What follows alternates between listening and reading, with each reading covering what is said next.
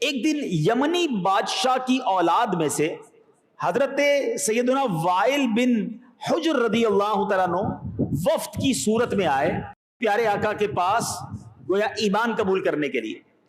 اور پیارے آقا علیہ الصلوۃ والسلام نے جب ملاقات نہیں ہوئی تو صحابہ کرام نے انہیں پہلے ہی بتا دیا کہ تمہارے آنے کی بشارت نبی پاک 3 دن پہلے ہی ہمیں بتا چکے ہیں کہ وائل بن حجر نے آنا ہے. پہلے ہی 3 دن پہلے ہمیں غیب بتانے والے آقا نے تمہارے بارے میں بتا دیا تھا کہ تم آنے والے ہو. اچھا, پیارے آقا علیہ الصلوۃ والسلام نے ان پر بڑی شفقت فرمائی, بڑی مہربانی فرمائی, ان کے لیے اپنی چادر مبارک بچھا دی کیونکہ وہ یمنی بادشاہ کی اولاد میں سے تھے. اپنے قریب بچھایا, منبر اقدس پر تعریفی کلمات ارشاد فرمائے, برکت کی دعا کی. ان کے قیام کے لیے جس مکان میں ٹھہرنا تھا اس مکان کی نشاندہی کے لیے سیدنا امیر معاویہ رضی اللہ عنہ کو مقرر فرمایا. اچھا, حضرت امیر معاویہ خود بھی نوجوان بھی تھے اس زمانے میں, اور ایک مکے کے سردار کے صاحبزادے بھی تھے, خود بھی ایک سردار کے بیٹے تھے. لیکن سردار کے بیٹے ضرور تھے, مزاج میں سرداری نہیں تھی. آقا کی صحبت تھی نا, انکساری تھی, عاجزی تھی, نرمی تھی, بچھ جاتے تھے. اب کیا ہوا, پیارے آقا علیہ الصلوۃ والسلام کا حکم ملا کہ امیر معاویہ کو کہ آپ جائیں اور وائل بن حجر جو یمنی بادشاہ کے بیٹے ہیں ان کو جا کر ان کا گھر دکھائیں کہاں ٹھہرنا ہے. تو حضرت امیر معاویہ چل پڑے صاحب. تو اب وہ وائل بن حجر جو ہے وہ تو اونٹنی پر سوار ہو گئے, حضرت امیر معاویہ ساتھ ساتھ پیدل چلنے لگے, حالانکہ خود بھی سردار کے بیٹے تھے. اب بہت گرمی تھی, عرب کی گرمی بڑی مشہور ہے. ساتھ چلتے چلتے چلتے حضرت امیر معاویہ نے کہا کہ حضور اب تو میرے پاؤں جلنے لگے ہیں, بہت گرمی ہے, آپ مجھے اپنے ساتھ بٹھا لیں. تو وائل بن حجر جو ابھی نئے نئے ایمان لائے تھے, بالکل نیو مسلم گویا ہوئے تھے, تو وہ انہوں نے صاف انکار کر دیا کہ نہیں میں اپنے ساتھ نہیں بٹھاؤں گا, یہ بادشاہ کا بیٹا ہوتا ہے, اس کا سٹائل اور تھا. تو کہا حضور اچھا پھر ایسا کرے چپل ہی پہننے کے لیے دے دے, میرے پیر بھی جل گئے ہیں.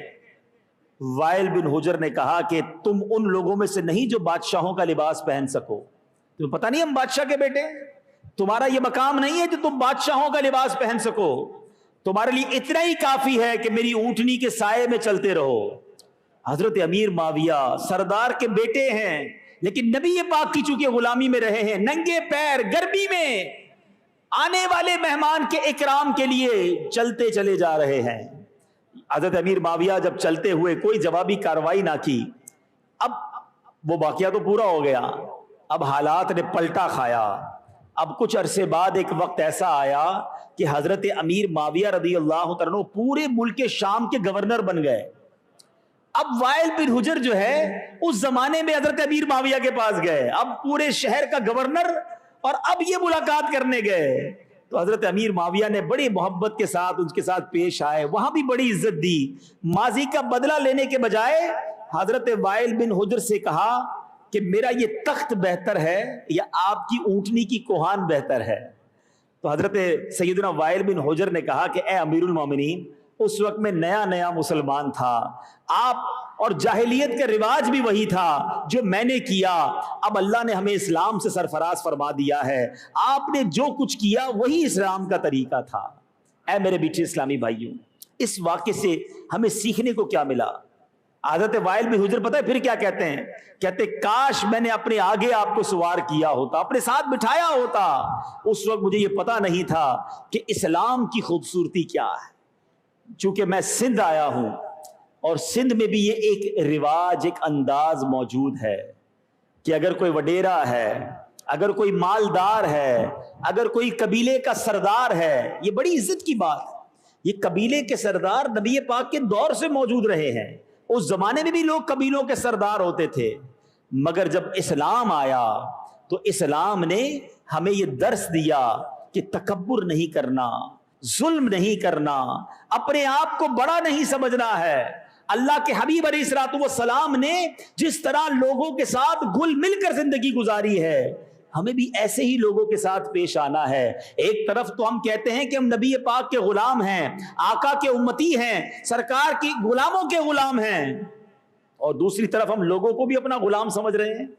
آقا کے امتی پر جناب روب جماتے ہیں. ایسا بھی ہوتا ہے کہ ظلم کرتے ہیں لوگ, نہیں میرے میٹھے اسلامی بھائیوں، اگر آپ کسی وجہ سے اپنے قبیلے کے سردار ہیں، وڈیرے ہیں یا زمیندار ہیں یا اللہ نے کوئی مقام دیا ہے تو یاد رکھنا وَتُعِزُّ مَن تَشَاءُ وَتُذِلُّ مَن تَشَاءُ، اللہ جسے چاہے عزت دے، وہ جسے چاہے ذلت دے۔